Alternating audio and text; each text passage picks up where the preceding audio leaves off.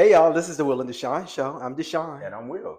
How are you today, Will? I am great. I'm kind of tired from working Good. out, but I'm good. How Okay, about you getting yourself? that exercise in? I'm great. Yeah, I'm trying to keep this harder, trying to get this body together.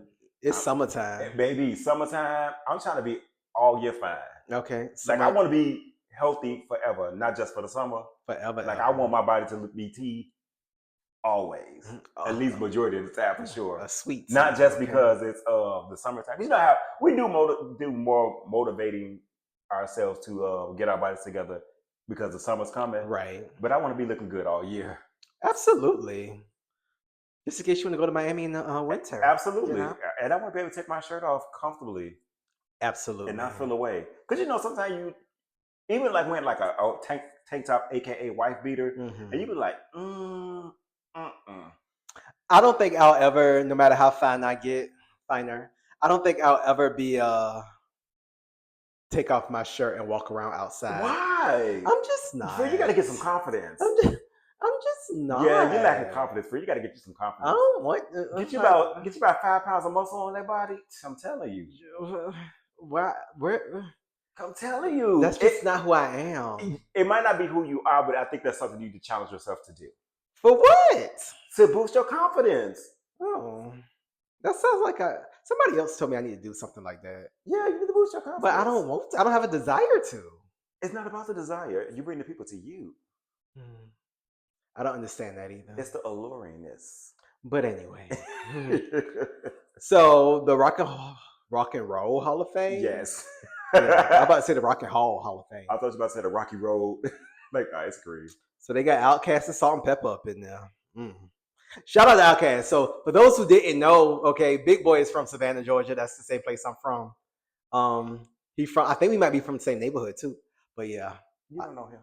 I don't, but I did go to school with his sister. Okay. And I did see him one time, maybe 2 times. I mean, we live in Atlanta. I've seen him a couple of times actually. I saw him in Savannah. Okay. Ooh. Oh well. But anyway. Come on for the home team. So yeah, Big Boy and Andre 3000 and Salt and Pepper. Are you Salt and Pepper fans? Are you a fan of Salt and Pepper? I am actually. Are you really? Yes. They might be a little bit before my time. They're not. They're not. They might be a little bit. I mean, they're a little bit before both of our time. Yeah. However, I am very familiar with their music, and I did hear it growing up. Now push it. Yeah. You know what? Salt and Pepper's important because they're like some of the first female rappers. Yes. So the first pioneer group, like are they the first City Girls? Oh my God! Ooh, because it was two female rappers. That's saying a lot. Like this. Well, City Girls is their grandchildren. Their granddaughters. Okay.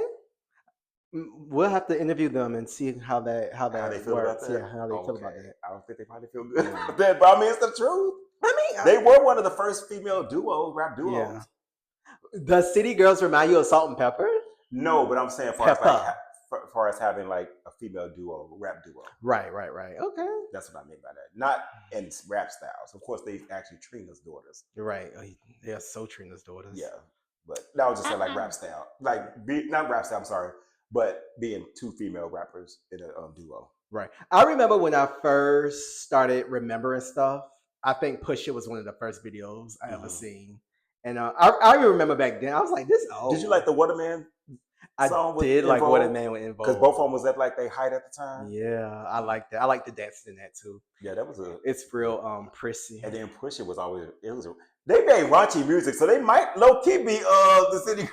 Yeah, they might be the City Girls before the City Girls. Their music was very sexual. That's interesting. Salt and Pepper, the City Girls before the City Girls, the original City Girls. Yeah, and shout out to Spinderella, that the lady that was a DJ. The DJ, yeah. When I was young, I think she was the Ann in the group because it was Salt and Pepper.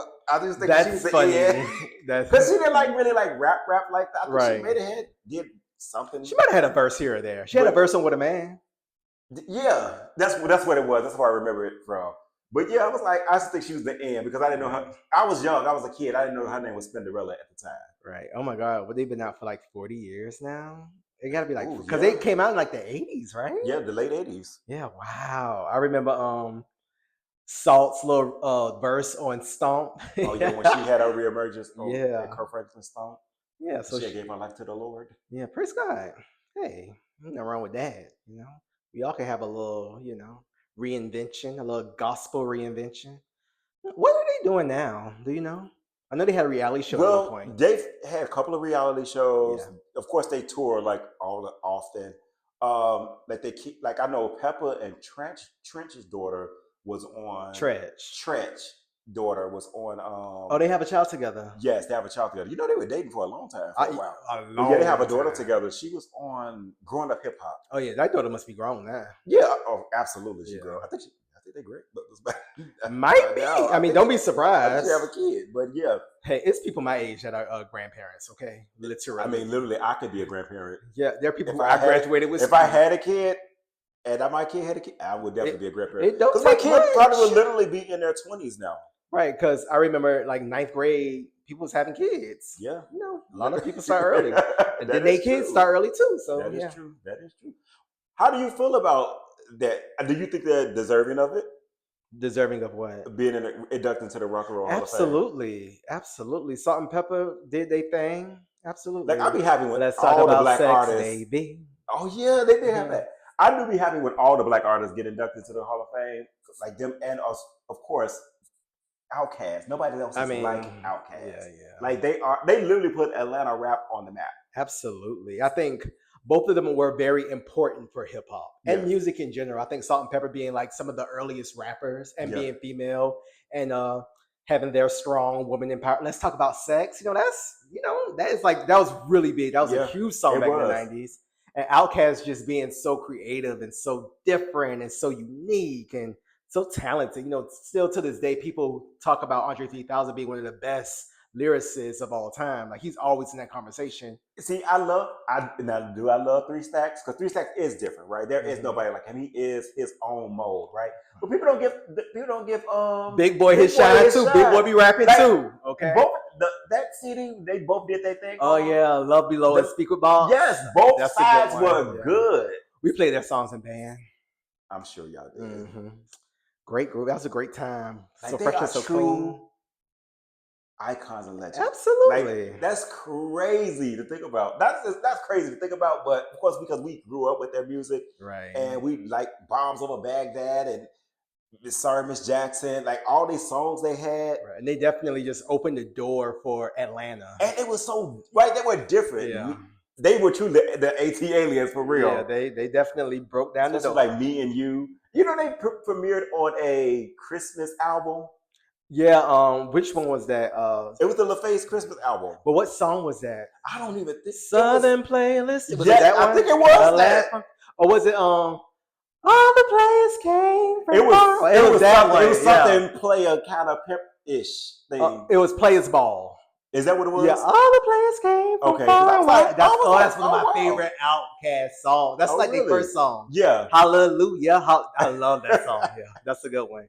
But yeah, I love Outkast. Outkast gave me very much Parliament in the new era. It was funky. Because they had like the wildest videos.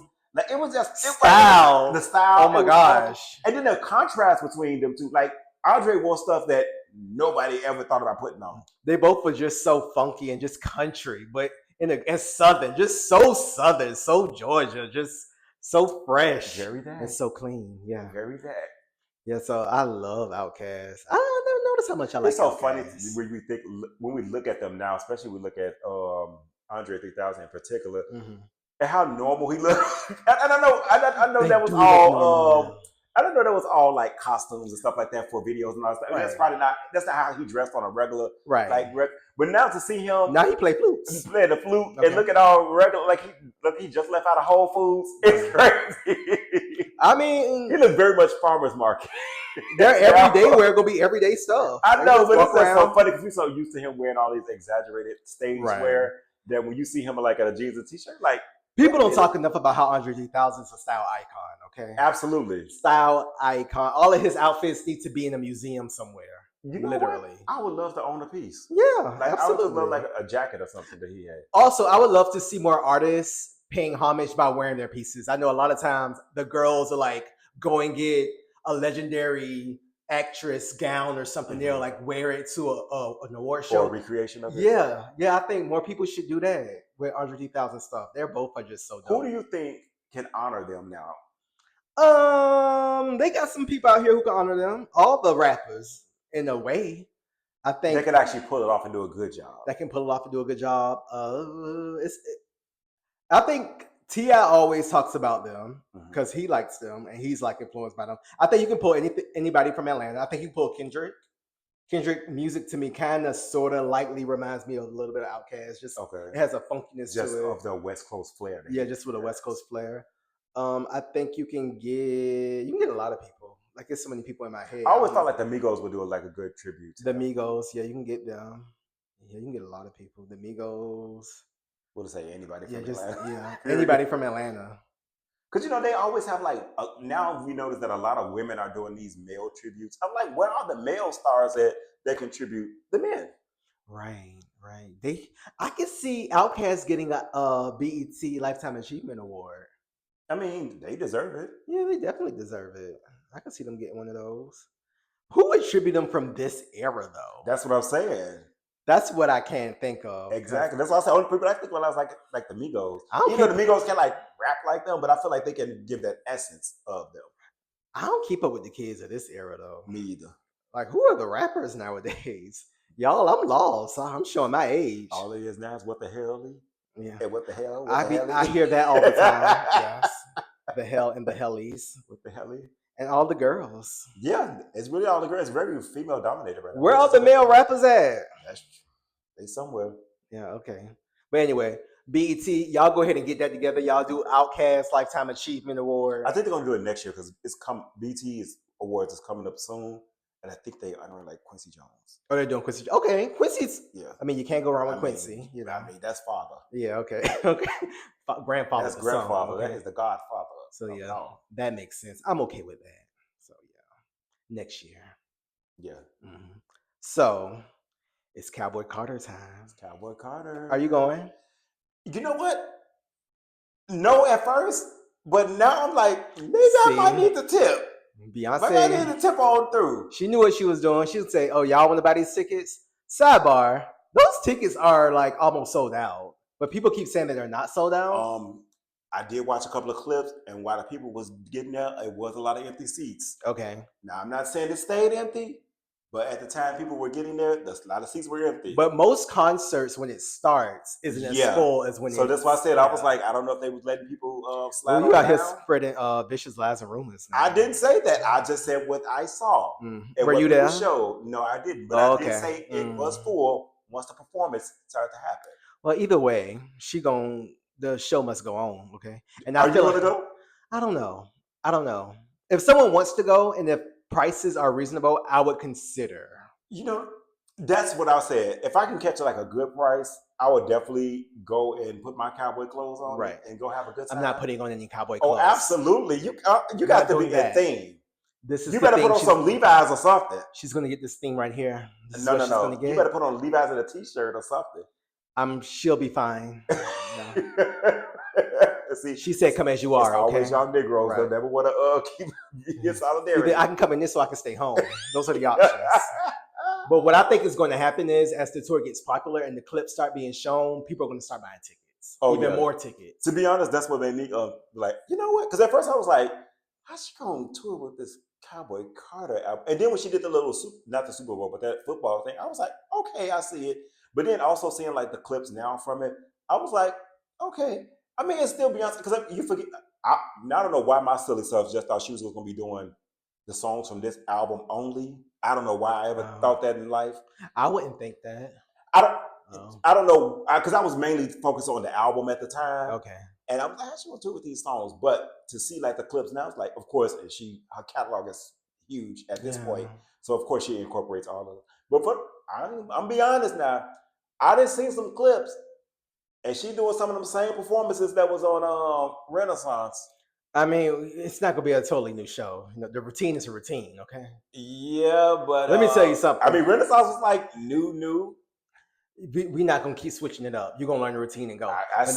Let me tell you something. When I was in the band, they kept doing the same routine all 4 years for certain songs. Now, when you had a new song, you're bringing a new routine, and maybe every now and then they'll switch up a step or two. And I'm not saying that. Of course, she switched up. Beyonce gonna do what Beyonce does, Right. right? Yeah, I mean, one thing I will say, Beyonce, you're gonna get your money's worth, right?